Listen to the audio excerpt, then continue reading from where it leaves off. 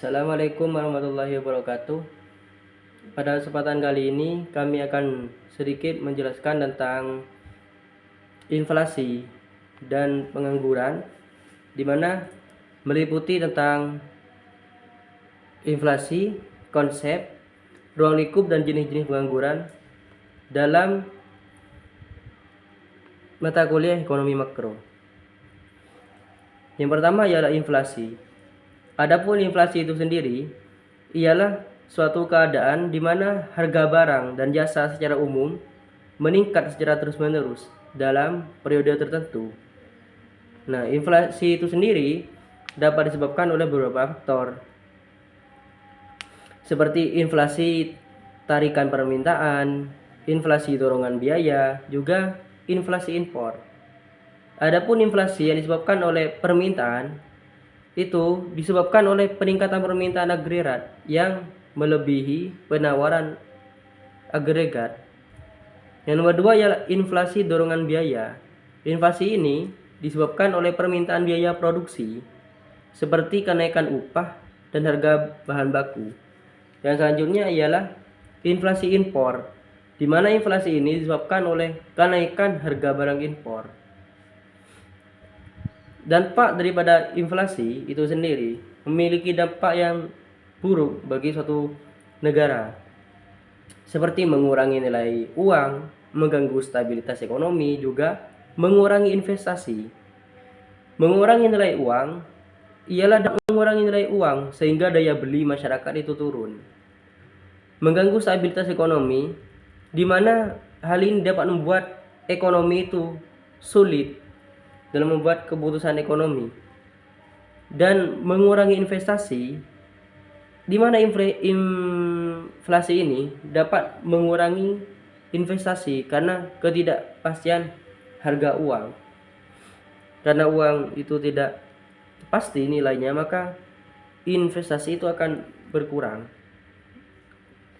Adapun konsep terkait inflasi itu sendiri ialah tingkat inflasi dan indeks harga, di mana tingkat inflasi ialah persentase pertumbuhan harga secara umum dalam periode tertentu. Indeks harga ialah ukuran statistik yang digunakan untuk mengukur perubahan harga secara umum. Dan selanjutnya ialah pengangguran.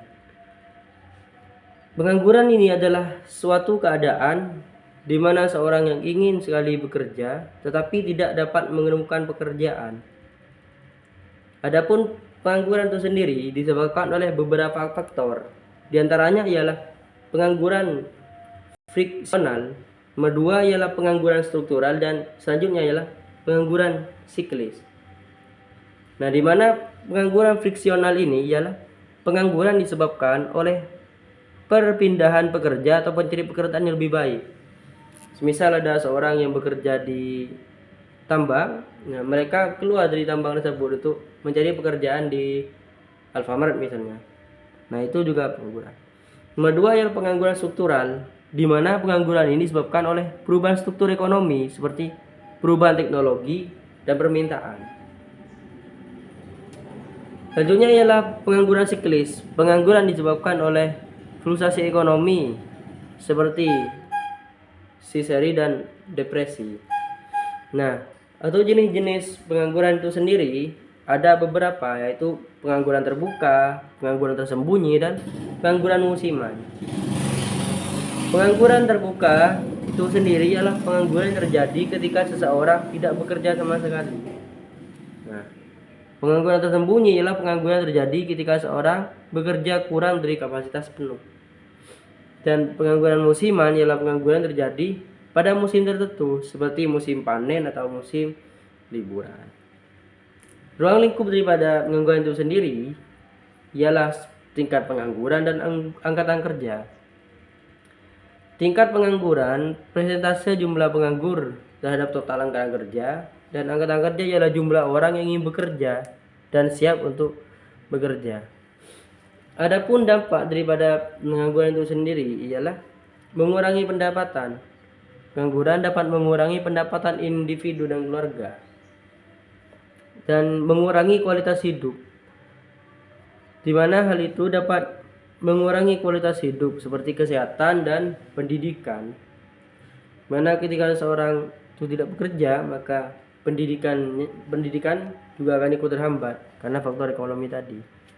Dan ialah mengganggu stabilitas sosial.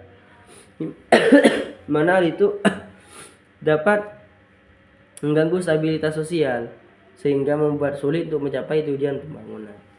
Nah, pada intinya dengan memahami inflasi dan pengangguran, kita dapat menganalisis kinerja ekonomi suatu negara dan membuat keputusan yang tepat dalam kebijakan ekonomi. Itu saja yang dapat kami jelaskan. Kurang lebihnya mohon maaf. Assalamualaikum warahmatullahi wabarakatuh.